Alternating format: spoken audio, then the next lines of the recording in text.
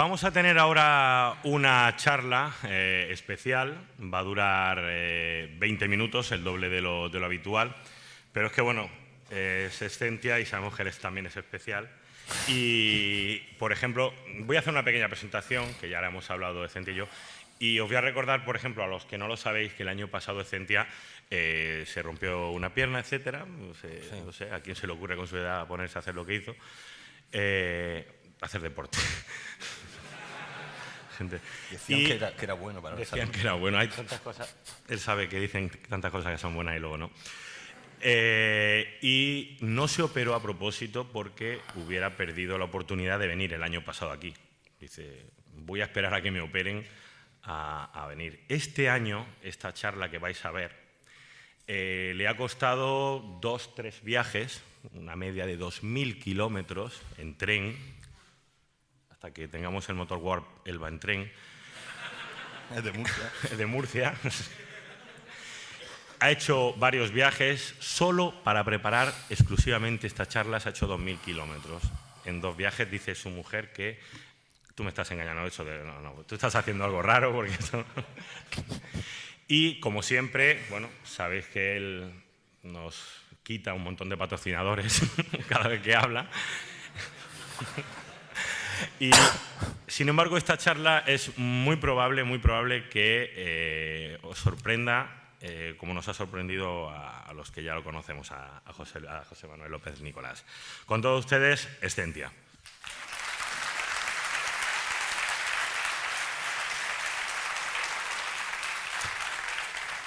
Gracias. Miren, hoy les voy a contar una historia, o realmente muchas historias en una sola historia.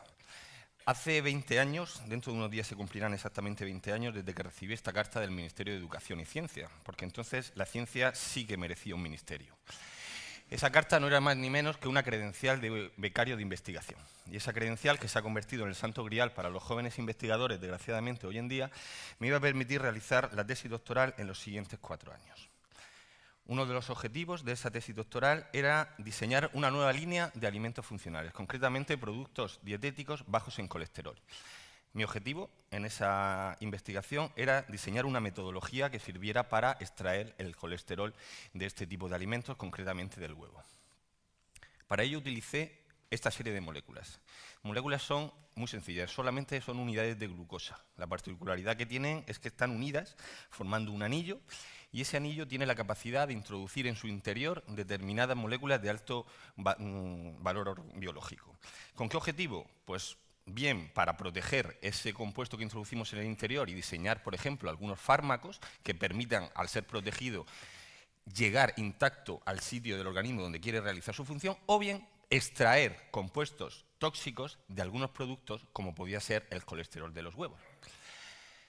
Durante 4 años me pasé haciendo lo que ahora llaman peyorativamente la investigación básica de ese tipo de experimentación.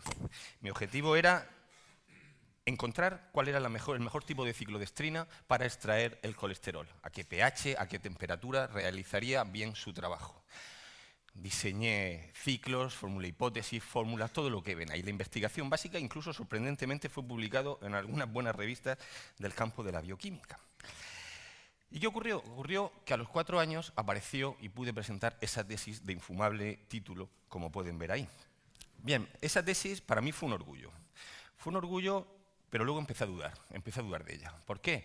Porque la investigación básica jamás generó una investigación aplicada y los huevos bajos en colesterol no se elaboraron a nivel industrial. Y yo empecé a dudar. Incluso cuando escuché a algunos amigos que te decían aquello de que sí, que realmente había perdido el tiempo. Había perdido el tiempo porque nunca, todo el trabajo de 4 años, no se había traducido en nada. Incluso hubo quien me dijo, un gran amigo, me dijo que había tirado el dinero público, que me había llegado a través de la beca de investigación y a través de los proyectos a los que estaba asociado. ¿Y qué ocurrió? Que en ese momento, y como me había afectado porque estuve, se me acercó mi jefe. Y mi jefe me cogió y me dijo, adelantándose al tiempo, él sabía lo ministro que iba a ver posteriormente, me habló de algo. Y me habló de la falacia de la investigación rentable. Y mi jefe, lo que me comentó, dijo, mira, José, para que determinados experimentos puedan ver la luz, tienen que haber debajo de ellos muchísimos otros experimentos que nunca verán la superficie, pero que ayuden a sustentarlo. E incluso experimentos que salgan negativos, y todos ellos sumarán para que algo vea la luz. A mí aquello me gustó. Me gustó, pero es que además me dijo, José, voy a ir un poquito más allá. Y me habló de Newton. Y él me dijo que Newton, cuando empezó a entender el movimiento lunar, ni se le podría imaginar por la cabeza su importancia, los satélites de comunicación, en la carrera espacial, ni nada. Y me habló de Fleming. Y él me dijo que Fleming descubrió la penicilina en 1929. Y en ese momento, incluso por la comunidad científica, la penicilina fue un descubrimiento banal, sin ninguna importancia. Pero todo el mundo sabe la importancia que tuvo en la Guerra Mundial. Y me dijo algo de este señor, de Santiago Ramón y Cajal, el mismo que ahora mismo se estará revolviendo en su tumba cuando sepa lo que está ocurriendo con los contratos que llevan su nombre. Y me contó esa frase: cultivemos la ciencia por sí misma, sin considerar por el momento las aplicaciones. Estas llegan siempre, a veces tardan años y a veces siglos. Y mi jefe añadió, y si no llegan, no pasa nada.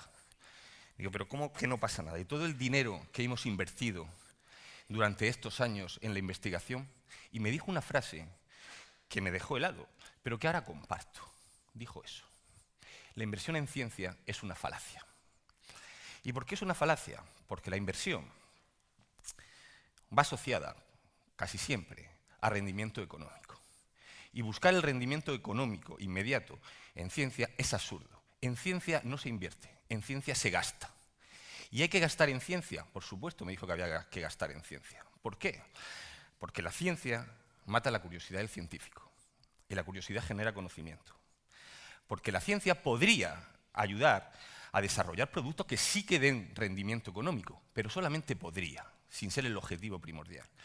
Y porque la ciencia ayudará a formar sociedades más exigentes.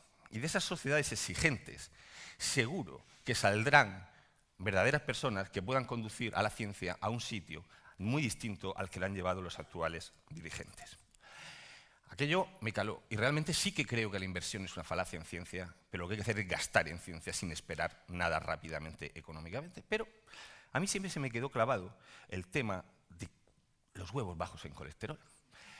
Hasta que 20 años más tarde de empezar aquella investigación, estando en Twitter, leí este tuit de Juanjo Gómez, uno de los mejores divulgadores de este país, murciano, por supuesto, y Juanjo, en ese tuit, hablaba de la hidroxipropil beta-ciclodestrina, y lo relacionaba, que era la molécula que habíamos elegido antes, y la relacionaba con dos mujeres, con Natalia y Carmen María Alarcón. Y yo no tenía ni repajonera idea quién eran Natalia y Carmen María Alarcón. Natalia es esa niña. Natalia es una niña murciana que tiene 4 años, exactamente los mismos que cumplirá mi hija dentro de una semana. Natalia es una niña muy conocida en Murcia y muy conocida fuera de Murcia. ¿Por qué? Porque Natalia tiene una enfermedad rara. Una enfermedad rara, según la Organización Mundial de la Salud, son aquellas enfermedades de prevalencia baja, 5 de cada 10.000 nacimientos. Existen aproximadamente 7.000 enfermedades raras, de las cuales el 80% es de origen genético. Pues bien, ese tipo de enfermedades raras, que nos parecen tan extrañas, ya afectan a 3 millones de españoles. A 3 millones de españoles. ¿Y qué enfermedad rara tiene Natalia? Tiene una enfermedad que se llama Niemann-Pick tipo C. La enfermedad de Niemann-Pick tipo C es una enfermedad que lo que ocurre es que hay una mutación de los genes que codifican unas proteínas que están relacionadas con el transporte lipídico, ¿vale? Entonces, ¿qué ocurre? Que al estar esas proteínas no se pueden codificar correctamente, se almacenan los lípidos en determinadas partes del organismo, con efectos muy tóxicos. Se almacena en el bazo, se almacena en el hígado, se almacena en el cerebro, y da lugar a una serie de síntomas. Síntomas como los que tienen ahí: torpeza, ataxia, disfagia, cataplegia, epilepsia, etc. Lo grave también de este tipo de enfermedad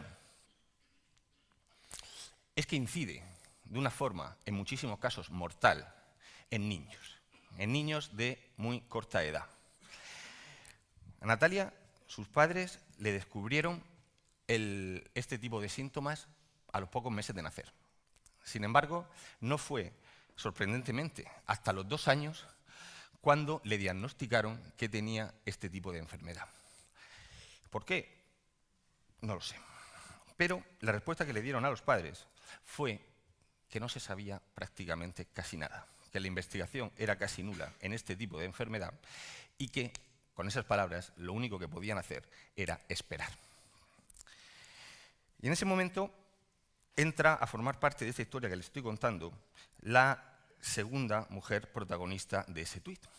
La segunda mujer es Carmen María Alarcón.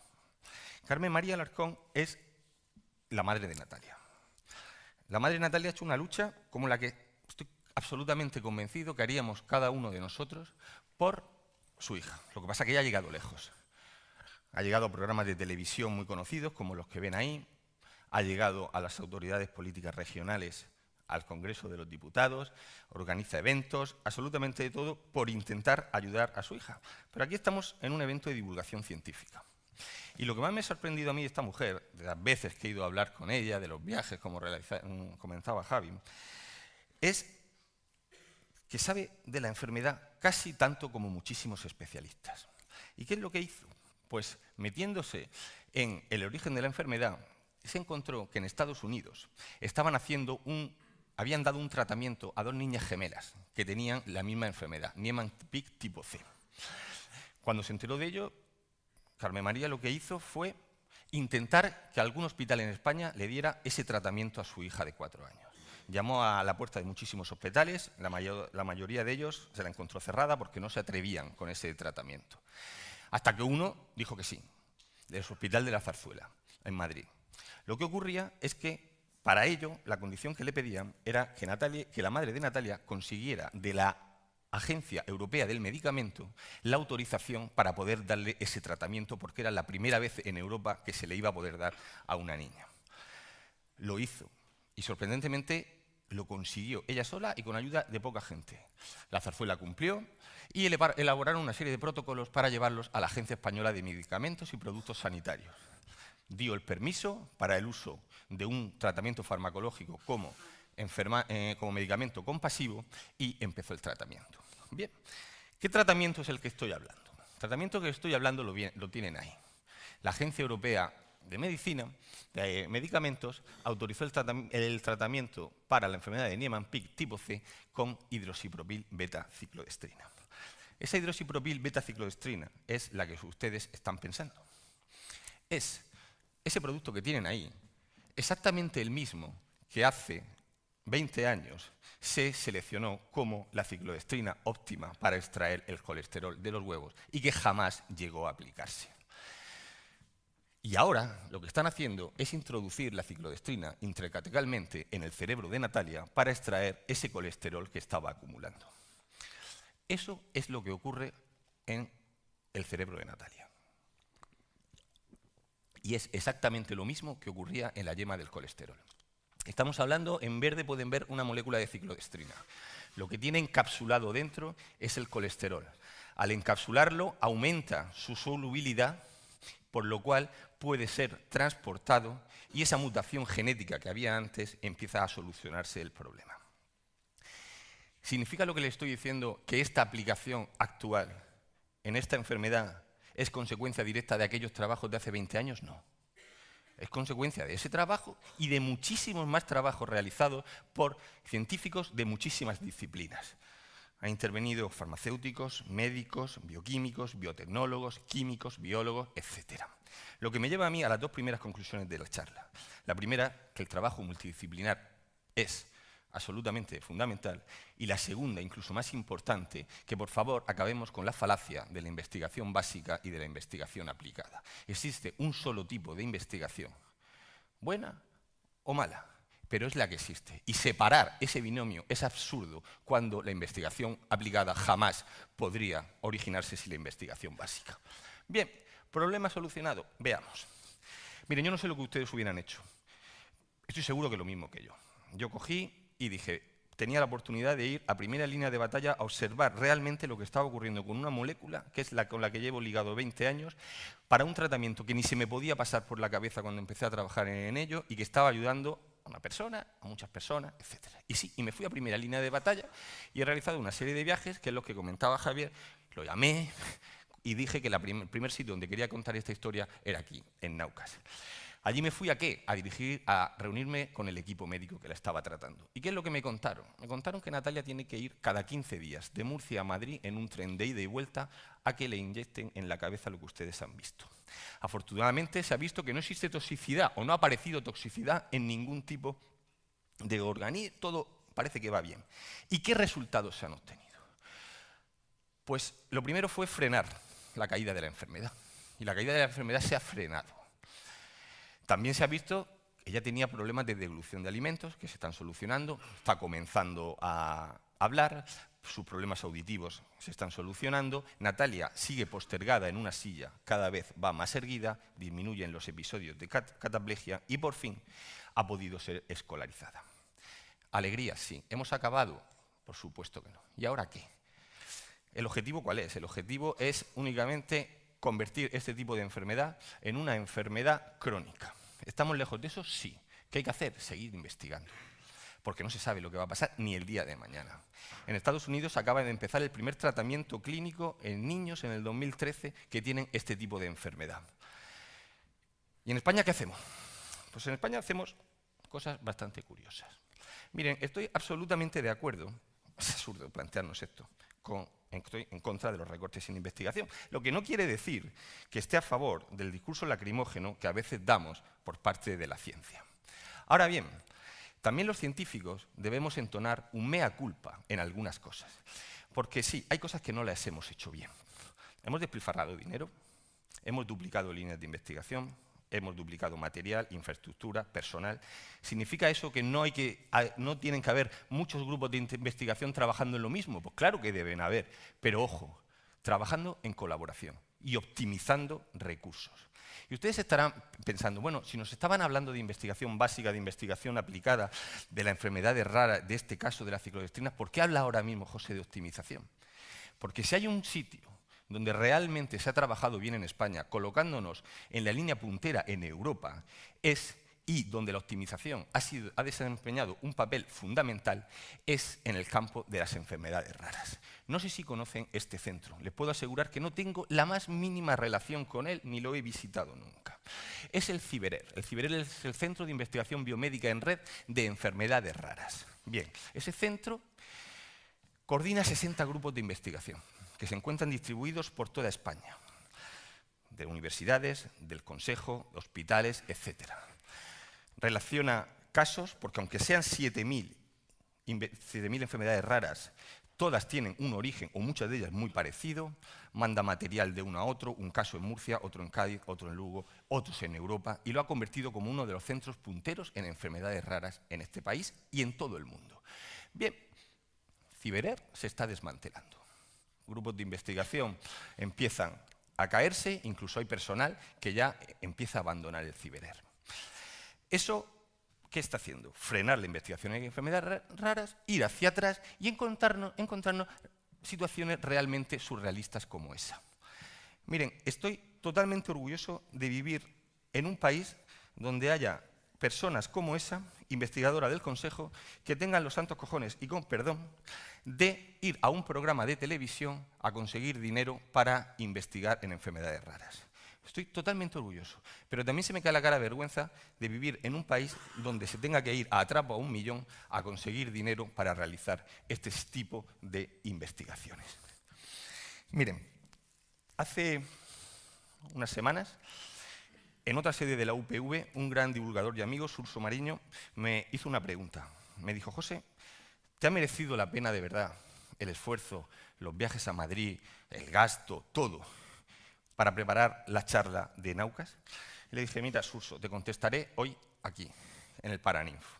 Dejando al lado los aspectos profesionales, les puedo asegurar a Surso y a todos ustedes que haber podido comprobar in situ cómo una investigación realizada hace 20 años, que pareció caer en saco roto, que fue incluso desprestigiada, como pasa muchísimo, puede estar sirviendo para ayudar a aumentar la calidad de vida de una niña y para también ayudar a esos padres a los cuales se le dio la callada por respuesta y no se sabía nada, solo no podían hacer otra cosa que esperar, ha sido la mayor satisfacción de estos 20 años. Incluso desmontar la falacia de la investigación práctica y aplicada. Sin embargo, desde el punto de vista del binomio ciencia-sociedad, a la hora de preparar esta charla, me ha servido para reafirmarme también en algo que llevo pensando durante mucho tiempo. Tradicionalmente, hemos asociado la ciencia a descubrimiento, a análisis, a reflexión. Sin embargo, en los últimos años estamos asociando la ciencia a rendimiento inmediato, valores económicos, bienestar para toda absoluta la población. Creo que nos estamos equivocando. Creo que el discurso científico hay que cambiarlo en este sentido. O mejor dicho, hay que volverlo en ciertos aspectos a su origen. Creo sinceramente que debemos seguir generando la ciencia, seguir divulgando la ciencia, pero podríamos hacer un esfuerzo para volver a humanizar la ciencia. Les he contado durante estos 20 minutos un caso, o mejor dicho, una historia dentro de muchas historias en las cuales ni hay rendimiento económico, ni afecta a toda la población, ni se ven avances tecnológicos. Pero, sin embargo, les puedo asegurar que esta forma de ver la ciencia nos llevará muchísimo más lejos que el otro caso, porque realmente son raras, pero no invisibles. Muchísimas gracias a todos.